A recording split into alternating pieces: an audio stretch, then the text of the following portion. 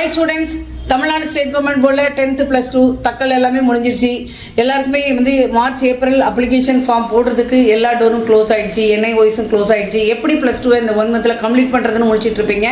உங்களுக்கு தான் ஒரு குட் நியூஸ். அதாவது தக்கல் திட்டத்தில் போன month 9th and 10th over ஆகிடுச்சு.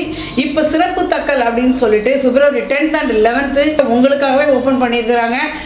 2 monthஸில் நீங்கள் உங்கள் +2 கம்ப்ளீட் பண்ணலாம். ஒன்லி ஆர்ட்ஸ் குரூப் மட்டும்தான். அதுவும் செய்முறை தேர்வு, அதாவது ப்ராக்டிக்கல் எக்ஸாம்க்கு ஆல்ரெடி அப்ளை பண்ணவங்க மட்டும்தான் இதில் அப்ளை பண்ணுறதுக்கு எலிஜிபிள்.